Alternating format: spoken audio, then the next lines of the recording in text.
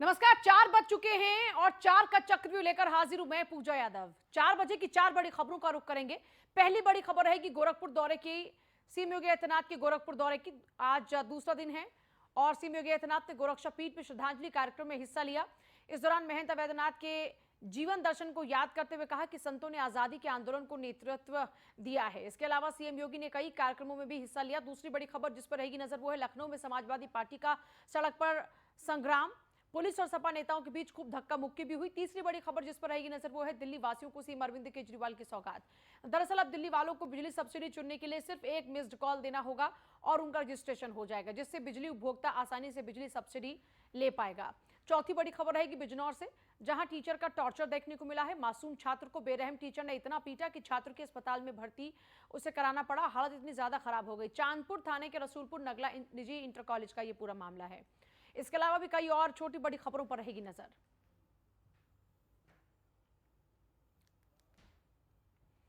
और 4 बड़ी खबरों की तरफ रुख करने से पहले इस बीच बड़ी खबर आ रही है मोदी कैबिनेट से जुड़ी बड़ी खबर। मोदी कैबिनेट का बड़ा फैसला, गोंड की 5 उपजातियां एसटी में शामिल की गई हैं। यूपी की गोंड जाति एसटी में शामिल की गई है। गोंड की 5 उपजातियां भी एसटी में शामिल।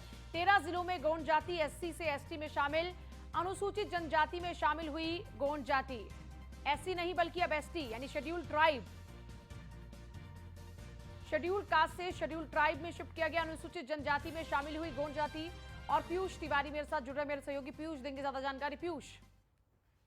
देखिए, आज आमतौर पर जिस तरीके से मोदी कैबिनेट की जो बैठक है वो बुधवार को होती है, आज भी बैठक हुई थी और इसके बाद केंद्रीय मंत्री अनुराग ठाकुर प्रेस ब्रीफिंग दे रहे थे कि बैठक के बारे में जानकारी दे रहे थे, क्या कुछ फैसला लिया गया। ऐसे में मोदी सरकार ने एक काफी अहम फैसला लिया है, जिसमें उत्तर प्रदेश की करीब 13 जिले हैं जहां पे गोंड जो जाति होती है उसको अनुसूचित जाति से हटा के अनुसूचित जनजाति में शामिल कर दिया गया है। और सबसे बड़ी बात है कि इनकी जो 5 उपजातियां हैं, चाहे धुरिया है, नायक है, ओझा है, पठारी है, राजगोंड है, उनको भी अनुसूचित जनजाति में शामिल किया गया है। कई दिनों से इन लोगों की मांग थी इनको अनुसूचित जनजाति में शामिल किया जाए। हालांकि कई सरकारें इस दौरान बदली और इनकी मांगों को नहीं सुना गया। कई दिनों से ये प्रक्रिया चल रही थी। ऐसे में केंद्र की मोदी सरकार ने सीधे तौर पे ये बड़ा फैसला लिया है और इसका सीधा फायदा इन जातियों को होने वाला है। चूंकि 13 जिलों की अगर हम बात करें तो सीधे तौर पर उत्तर प्रदेश में आप देखिए लोकसभा के अब चुनाव भी होने वाले हैं, तो सीधे तौर पे उत्तर प्रदेश में इसका सीधा फायदा कहीं ना कहीं मोदी सरकार को भी इससे भी होने वाला है। तो निश्चित तौर पे मोदी सरकार ने एक बड़ा अहम फैसला लिया है, जिससे सीधे तौर पे इन जातियों को फायदा होने वाला है। चलिए ठीक है पीयूष, बहुत ही शुक्रिया आपका फिलहाल पूरी जानकारी के लिए। तो जाहिर सी बात है इन जातियों को इससे फायदा होने वाला है। एसटी में इनको शामिल किया गया है। खासतौर पर अगर यूपी की बात करते हैं तो यूपी की जो गौंड जाति है वो एसटी में शामिल हो चुकी है। इनकी 5 उपजातियां भी अनुसूचित जनजाति में शामिल हुई हैं और कई जिलों में, कई इलाकों में इनका अपना प्रभाव है। और 13 जिले ऐसे हैं यूपी के जहां पर गौंड जाति हैं, वहां के लोग रहते हैं गौंड जाति के, और इनको एससी से एसटी में शामिल किया गया। अनुसूचित जनजाति में शामिल हुई है गौंड जाति। अनुसूचित से हटाकर अनुसूचित जनजाति में इनको किया गया है। 5 जो उपजातियां हैं उनको भी इसी तरफ शिफ्ट किया गया है।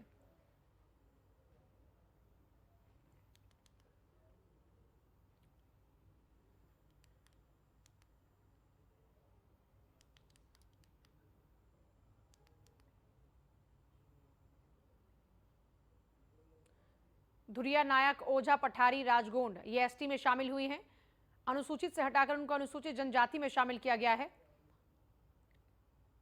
यूपी की गोंड जाति एसटी में शामिल हुई। है बड़ी खबर इस बीच आपको दे रहे हैं, मोदी कैबिनेट का यह बड़ा फैसला, जिस पर अनुराग ठाकुर जानकारी भी दे रहे थे। मोदी कैबिनेट ने फैसला करते हुए यूपी के 13 जिलों में गोंड जाति को एसटी में शामिल किया। अनुसूचित जनजाति में अभी शामिल हुई हैं। गोंड की 5 उपजातियां भी अनुसूचित जनजाति में ही शामिल। सीएम योगी के गोरखपुर दौरे का दूसरा दिन है आज। गोरक्षा पीठ में श्रद्धांजलि समारोह में समापन में शामिल हुए सीएम योगी आदित्यनाथ सभी संतों का आयोजन समिति की ओर से आभार व्यक्त किया और संतों ने आजादी के आंदोलन को नेतृत्व दिया है। गोरक्षा पीठ आजादी के अभियान का हिस्सा बना। धर्म भी पराधीनता का दंश झेल रहा था, देश को आगे बढ़ाना होगा, राष्ट्र को समर्पित है गोरक्षा पीठ की परंपरा। भारत ताकत की ओर बढ़ रहा है, देश को महाताकत की ओर बढ़ाना होगा। आज प्रदेश में स्थिति बेहतर है।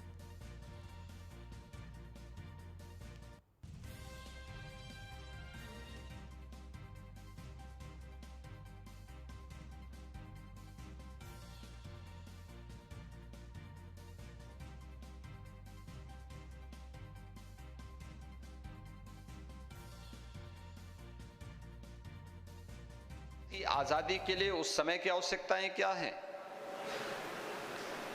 पूज्य संतों ने उस कालखंड में अलग अलग क्षेत्रों में, देश के अलग अलग भूभाग में आंदोलन को कहीं न कहीं नेतृत्व देने का काम भी किया और उसमें बढ़ चढ़ करके भागीदार भी बने।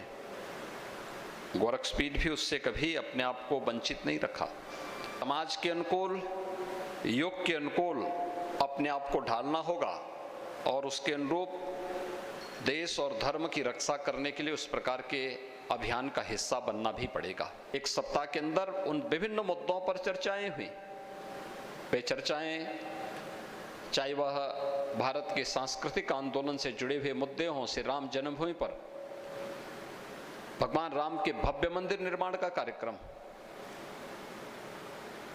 ये भारत की लोकतंत्र की और भारत की न्यायपालिका की ताकत का एहसास वैश्विक मंच पर कराता है। भारत की योग की परंपरा को वैश्विक मान्यता मिलना, ये भारत की विरासत की विजय है। कुंभ को वैश्विक मान्यता देकर के मानवता की अमूर्त सांस्कृतिक धरोहर के रूप में मान्यता मिलना, ये भारत की सांस्कृतिक विजय के अभियान का हिस्सा है। स्वच्छता अभियान भारत का इतना अच्छा अभियान बना, इसने न जाने कितने लोगों के जीवन को बचाने का काम किया। हमें हर एक उस अभियान की कीमत को समझना भी पड़ेगा। शासन प्रशासन उस अभियान के साथ जुड़ा और जनता ने उसमें बढ़ चढ़ करके भाग लिया। परिणाम है कि जहां 1200-1500 मौतें जिस पूरे सीजन भर में होती थी, आज उस मौत को हम लगभग 0 तक पहुंचाने में हम सफलता की ओर अग्रसर हुए हैं। आज वैश्विक मंच पर भारत की प्रतिष्ठा बढ़ी है। भारत दुनिया की एक बड़ी ताकत के रूप में उभर रहा। सपा कार्यालय के बाहर भारी हंगामा आज देखने को मिला। पुलिस और समाजवादी नेताओं के बीच खूब धक्का मुक्की हुई। सपा विधायक को पुलिस ने विधान भवन जाने से रोका। महंगाई, बेरोजगारी के खिलाफ नेता प्रदर्शन कर रहे हैं। पुलिस ने कई सपा नेताओं को हिरासत में लिया। सपा नेताओं को इको गार्डन लेकर पहुंची पुलिस। हिरासत में लिए गए विधायक इको गार्डन में मौजूद। ये बड़ी खबर इस बीच आपको बता रहे थे कि आज सुबह से ही लगातार समाजवादी पार्टी के नेता सड़कों पर डटे रहे, लेकिन यहां पर पुलिस ने भी उनको काबू करने के लिए पूरी कड़ी मशक्कत की, जिसका अंजाम यह रहा कि सभी को वहां से हटा दिया गया और इको गार्डन में शिफ्ट कर दिया गया। आप एक तरह समाजवादी पार्टी के नेताओं ने आरोप लगाए कि उनको देखिए कैसे नजरबंद किया गया। आप पहरेदारी आप देख सकते हैं विधायकों के घर के बाहर, ये पुलिस की पहरेदारी। उसके बाद आप खुद ज्वाइंट सेक्रेटरी आकर ये सफाई देते हैं, सफाई पेश करते हैं कि यहां पर कोई परमिशन नहीं ली गई। ये 4 तस्वीरें भी जरा आप देख लीजिए। विधानसभा में पुलिस का पहरा और पुलिस और नेताओं में झड़प की तस्वीरें। सपा विधायक नजरबंद और हिरासत में कई समाजवादी पार्टी के नेता। 4 तस्वीरें आपके सामने हैं। पहली तस्वीर देखेंगे विधानसभा में किस तरीके से अब पुलिस का पहरा चारों तरफ आपको नजर आएगा। बैरिकेटिंग यहां पर की गई। इसके अलावा पुलिस फोर्स आपको तैनात नजर आएगी। हर गेट पर विधानसभा के पुलिस फोर्स की तैनाती की गई ताकि यहां पर कोई भी आकर बवाल ना कर पाए। एक और तस्वीर जहां पर पुलिस और नेताओं के बीच में झड़प होती नजर आ रही है। तीसरी तस्वीर जब हिरासत में कई नेताओं को लिया गया। चौथी तस्वीर जहां पर सपा विधायक नजरबंद आपको नजर आएंगे। आप समझ सकते हैं समाजवादी पार्टी के विधायकों की तरफ से आरोप लगाए गए थे कि उनको नजरबंद किया गया, उनको रोका जा रहा है। यहां पर पुलिस सफाई दे रही कि कोई रोका नहीं जा रहा, लेकिन हाँ, जहां पर परमिशन नहीं है वहां पर प्रोटेस्ट नहीं करने दिया जा सकता, इसलिए सभी को इको गार्डन छोड़ा गया। वहां पर जब तक चाहें तब तक ये लोग प्रदर्शन कर सकते हैं। आज चूंकि समाजवादी पार्टी के विधायकगण ने विधान भवन परिसर के अंदर चौधरी चरण सिंह जी की प्रतिमा के सामने धरना प्रदर्शन करने के लिए कॉल दी थी। उस धरना प्रदर्शन की उनके द्वारा विधानसभा के अंदर अथवा जनपदीय पुलिस से, सचिवालय प्रशासन से किसी से अनुमति नहीं ली गई थी। इसलिए ये जो हाईकोर्ट का आदेश है कि किसी भी प्रकार का धरना प्रदर्शन यदि किया जाता है तो इको गार्डन के अंदर किया जाएगा, उसी आदेश के अनुपालनार्थ आज हम सभी यहाँ पहुँचे और हमने जो हाईकोर्ट का आदेश है, शासन के निर्देश है, उनसे सभी को अवगत कराया। और अभी जिन विधायकगण को हमारे द्वारा और उनके कार्यकर्ताओं को यहाँ पर पुलिस द्वारा रोका गया, उन्हें इको गार्डन में भेजा गया है, जिससे कि वे धरना प्रदर्शन जो करना चाहते हैं वो कर सकें। धरना प्रदर्शन करने पर किसी भी प्रकार की पाबंदी नहीं है। धरना प्रदर्शन कहाँ किया जाता है ये स्थान निर्धारित किया गया है और निर्धारित स्थल पर ही करें, यही बात उन्हें बताई गई है, उन्हें अवगत कराया गया है, वहीं पर उन्हें भेजा गया है। किसी को भी हमारे द्वारा गिरफ्तार नहीं किया गया है, बल्कि उन्हें और दूसरी बात, जहाँ पर मैं साहब अपनी बात पूरी करूँ, बिल्कुल करिए। जिन लोगों को भी इको गार्डन भेजा गया है वहाँ पर पुलिस उनकी सुरक्षार्थ मौजूद रहेगी। यहाँ से भी उन्हें सकुशल सुरक्षा के साथ ले जाने के लिए हमने पहले भी कहा था, हमने उन्हें बताया था कि वे सीधे इको गार्डन ही चले जाएं, पर चूंकि लोग यहाँ इकट्ठे हो गए थे कुछ, उन्हें भी यहाँ पर फिर अभी यहाँ से वहीं पर भेजा गया है। अखिलेश यादव से कोई आपकी बातचीत हुई, कोई कम्युनिकेशन हुआ, किस तरीके से प्रदर्शन न किया जाए, परमिशन नहीं लिया गया है? देखिए, हमने अपने ये जो बात आपको बताई है, शासन के निर्देश, हाईकोर्ट का आदेश, निर्धारित जो प्रदर्शन स्थल उसके बारे में अपनी बात सभी लोगों तक पहुंचाई है। जो राष्ट्रीय अध्यक्ष समाजवादी पार्टी के हैं उन तक भी पहुंचाई है और हमारा सुबह से यही प्रयास था और अभी भी यही प्रयास बना रहेगा कि किसी भी प्रकार का प्रदर्शन जहां पर निर्धारित किया गया स्थल वहीं पर हो, उसके अलावा अन्य कहीं ना हो। कुछ लोग मुझसे भी पूछे थे कि साहब ट्रैफिक बाधित नहीं होता अंदर जाकर।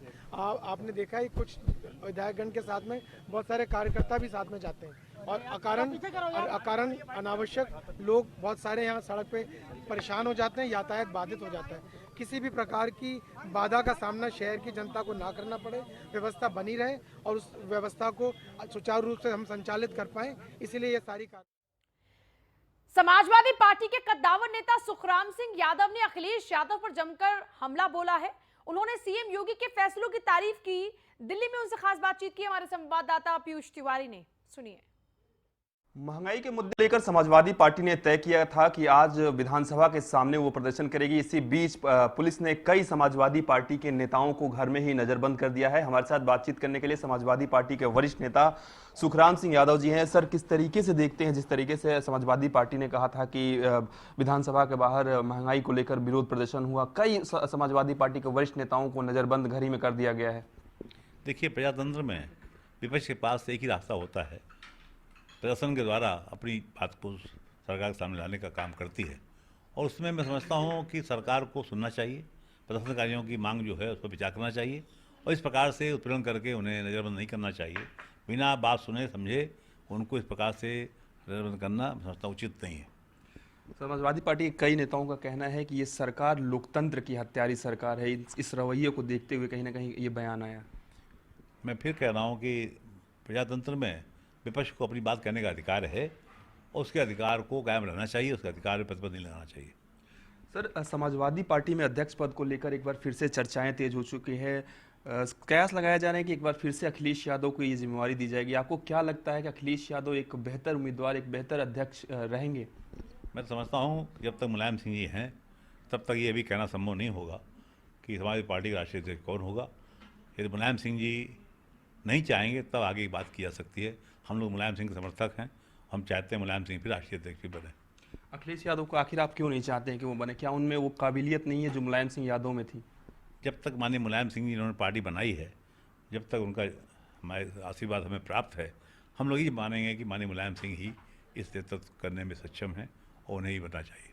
सर, हाल ही में देखा गया किस तरीके से अखिलेश यादव के चाचा शिवपाल यादव की नाराजगी की खबरें निकलकर सामने आई है। ऐसे में अखिलेश यादव ने पत्र लिखा है और कहा है कि शिवपाल यादव को विधानसभा में आगे की सीट देनी चाहिए। आप किस तरीके से इस पत्र को देखते हैं? देखिए, ये एक कूटनीतिक पत्र है। मैं समझता हूँ, मैं भी विधान परिषद का सभापति रहा हूँ। पत्र किन परिस्थितियों में लिखा गया है और पत्र के क्या मायने हैं, मैं समझता हूँ कि केवल एक कमेंट है शिवपाल सिंह के ऊपर, बाकी कुछ नहीं है। मतलब एक तरीके से देखा जा रहा है कि जिस तरीके से नाराजगी की खबरें आ रही है, कहीं ना कहीं एक तरीके से मनाने की कोशिश अखिलेश यादव की ओर से की जा रही है। मनाने का प्रश्न नहीं है, ये जानबूझकर ऐसा पत्र लिखा गया है ताकि शिवपाल सिंह चर्चा में आवें। और जब शिवपाल सिंह की अलग पार्टी इन्होंने घोषणा कर दी है तो ये संभव नहीं लगता है कि इन्हें इस पद का कोई महत्व है। लेकिन कूटनीतिक तरीके से ये पद लिखाया गया है। इसके जब आप आगे समय आएगा तो आपको समझ में आ जाएगा कि पद लिखाने का मतलब क्या था। आखिरी सवाल रहेगा सर, उत्तर प्रदेश सरकार ने गैर मान्यता प्राप्त मदरसों का सर्वे कराने की बात कही है और सर्वे हो रहा है। आप किस तरीके से देखते हैं इस आदेश को? देखिए, सर्वे कराने में कोई आपत्ति नहीं होनी चाहिए। हो सकता है कुछ ऐसी शिकायतें आई हों, कुछ वजह से फर्जी तरीके से चल रहे हैं, ऐसे बहुत से स्कूल भी फर्जी तौर से चलते हैं। तो इन सर्वे में आपत्ति नहीं होनी चाहिए। तो प्रजातंत्र में सरकार का दायित्व है कि यदि कोई शिकायत आती है तो उसकी जाँच करे।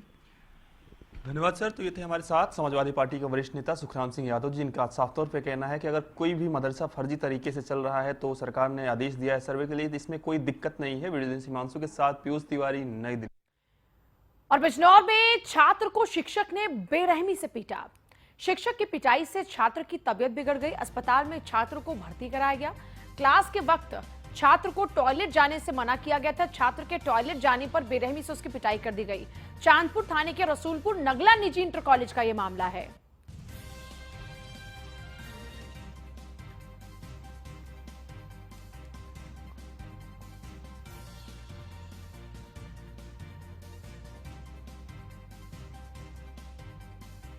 मारा स्कूल में? अच्छा, आपने पुलिस को कंप्लेन कर दी क्या? जी, कंप्लेंट अभी हमने बास्ता करी है। अभी चौकी में वाले ने इन्होंने कह दी कि तुम वहाँ ले जाओ, तो यानी कि सरकारी अस्पताल में। तो सरकारी अस्पताल में बच्चे को ले गए साहब। कैसी हालत है आपके बच्चे की? क्या बच्चे की गंभीर हालत है साहब हमारे। क्या हुआ क्या उसे? जी, उसे टॉयलेट आ गया था साहब। तो उसने टॉयलेट को कहा अपने सर से, उसने 2-3 बार उसे डांट कर बैठा दिया। फिर बैठाने के बाद जो उसे टॉयलेट यानी कि जोर से लगा तो उसका टॉयलेट वहीं पे निकल गया। तो उसने जो फिर गंभीर रूप से मारा उसने। क्या चाहते हैं आप? साहब हम तो अपना फैसला चाहते हैं। हमारे लड़के का जो है क्या कम है, जो जैसा हमारा लड़का यानी कि किसी और के साथ ऐसा व्यवहार ना हो। जो हमारे साथ बच्चे के साथ मार रहा, हमारे बच्चे को किसी और को बच्चे को भी मारेगा वो। मास्टर ने नू मारा है। मास्टर से नू कह रहा था कि मास्टर साहब भी टॉयलेट आ रहा। मास्टर ने कह दी कि यहीं बैठ जा। फिर दोबारा पे कहा इस लड़के ने कि मास्टर साहब भी टॉयलेट आ रहा। तुझे भी करो टॉयलेट। इसने जो बस इतनी कहकर लौंडा चुप हो गया। पेशाब इसे बहुत तेज से आ रहा, तो कभी नू कर रहा कभी नू कर रहा, कर बैठ रहा बच्चा। जब इसका पेशाब नहीं रुका तो इस लड़के का पेशाब जो पिंच पे निकल गया। हाथ पकड़ कर ले जाकर और खूब मारा। फिर मास्टर ने नू मारा है। मास्टर ने फैजल, बेरहमी से पिटाई से पहले उस पर अत्याचार भी। आप किसी बच्चे को टॉयलेट नहीं जाने दे रहे हैं। देखिए, बिल्कुल मैं आपको बता दूं कि बिजनौर के चांदपुर एक इंटर कॉलेज का मामला है, जहां एक दलित बच्चे को टॉयलेट ना जाने पर उसके टीचर ने इतना पीटा कि उसका हालत गंभीर देखते हुए उसको मेरठ रेफर कर दिया गया। अगर बात करें छात्र की टीचर की, तो टीचर को गिरफ्तार कर जेल भेजने की कार्रवाई चांदपुर पुलिस कर रही है। चलिए ठीक है फैजल, बहुत ही शुक्रिया आपका पूरी जानकारी के लिए।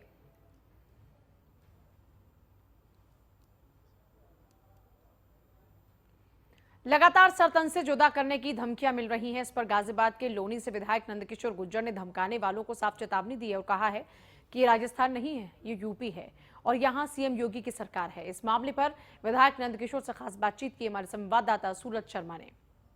लगातार नपुर शर्मा के कथित बयान के बाद सरतन से जुदा की धमकियों का जो सिलसिला है बढ़ता ही जा रहा है। विधायक नंदकिशोर गुर्जर हमारे साथ मौजूद है, सीधे बातचीत कर रहे हैं। गुर्जर साहब, किस तरीके से देखते हैं सरतन से जुदा करने का जो मामला है खूब पकड़ता जा रहा है? देखिए, राजस्थान में जो हुआ उस घटना के बाद आतंकियों के, दरिंदों को, कट्टरपंथियों के हौसले बढ़े हैं। राजस्थान का मुख्यमंत्री पागल मुख्यमंत्री है। जब बोलता है तो आवाज़ नहीं निकलती, बोलता कुछ है मुंह से कुछ निकलता है। तो ऐसे लुंजपुंज व्यक्ति को इस बार वहाँ भी जो जनता देख रही है, मैं एक बार अभी गया था तो वहाँ सुपड़ा साफ होने वाला है इन लोगों का। कांग्रेस बचेगी नहीं। और ये उत्तर प्रदेश में भी ये सोच रहे हैं जो लोग कट्टरपंथी बैठ करके राजस्थान के अंदर या कहीं देश के बाहर की धमकी देकर के अब ऐसा करेंगे तो यहाँ माननीय योगी जी की सरकार है, यहाँ जुदा नहीं है, टुकड़े नहीं मिलेंगे। यहाँ सरकार माननीय योगी जी की सरकार है, पुलिस प्रशासन मुस्तैद है। कोई जुर्रत करके दिखाए, ऐसे कहने के लिए तो बहुत घूमते हैं। तो ये उत्तर प्रदेश है, यहाँ किसी की हैसियत नहीं है। गुर्जर साहब, लगातार जेएनयू की जो बीसी थी उनका भी एक आपत्तिजनक जो बयान आया था सनातन धर्म के भगवानों को लेकर, किस तरीके से देखते हैं? देखिए, जेएनयू में तो पागल ज़्यादा रहते हैं, आपने देखा हो। वहाँ लगातार भारत के टुकड़े हो गए, दुनिया भर की फालतू की बकवास करने वाले लोग रहते हैं। तो जहाँ उनका गुरु भी ऐसा ही होगा, जैसे उनके जो चेले हैं वो तो जो शिक्षा तो ऊपर से मिलती है ना, टीचर जैसा सिखाएंगे वैसे स्टूडेंट बोलता है। तो अगर उनके गुरु ने ऐसा बोल दिया, उनके खिलाफ मैंने FIR कराई है, तो ये कोई बड़ी बात नहीं है। लेकिन ये देश के यशस्वी प्रधानमंत्री माननीय मोदी जी और देश के यशस्वी गृहमंत्री माननीय अमित शाह जी, सारा देश जानता है कि कितनी कठोर कार्रवाई होगी। कार्रवाई चल भी नहीं लगातार। देखिए, नूनी विधायक की साफ तौर पर चेतावनी है कि उत्तर प्रदेश में योगी आदित्यनाथ की सरकार है, यहाँ किसी भी तरीके की कोई धमकी बर्दाश्त नहीं की जाएगी। वीडियो इस रवि के साथ सूरज शर्मा, न्यूज़ 1 इंडिया, गाजियाबाद। लगातार और दिल्ली के मुख्यमंत्री अरविंद केजरीवाल ने एक बड़ा ऐलान किया है। दिल्ली में अब उन्हीं लोगों को बिजली मिलेगी सब्सिडी वाली जिनको जरूरत है, जो चाहते हैं, और इसके लिए उनको आवेदन करना होगा। आवेदन आज से ही शुरू हो जाएगा। दिल्ली के सीएम अरविंद केजरीवाल ने कहा कि कुछ लोग फ्री बिजली नहीं लेना चाहते, ऐसे में अब दिल्ली में उन्हीं लोगों को बिजली सब्सिडी मिलेगी जो इसके लिए आवेदन करेंगे। अरविंद केजरीवाल ने कहा कि दिल्ली में पहले बिजली बहुत जाती थी, हमने इसे ठीक किया, अब बिजली 24 घंटे मिल रही है, दिल्ली में बिजली फ्री में मिल रही है।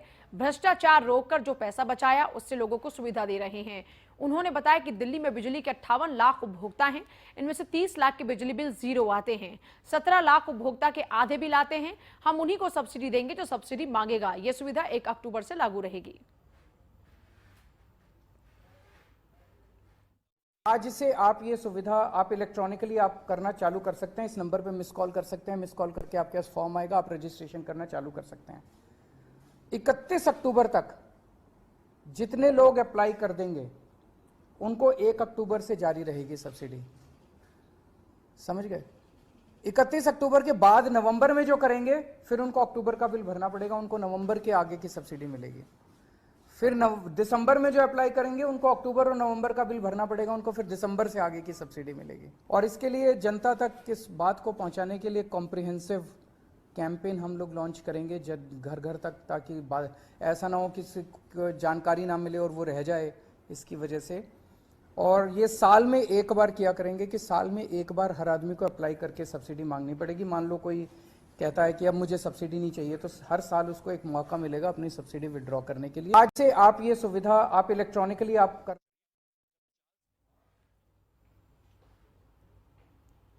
और फिलहाल आपसे ले रहे हैं इजाजत। नमस्कार।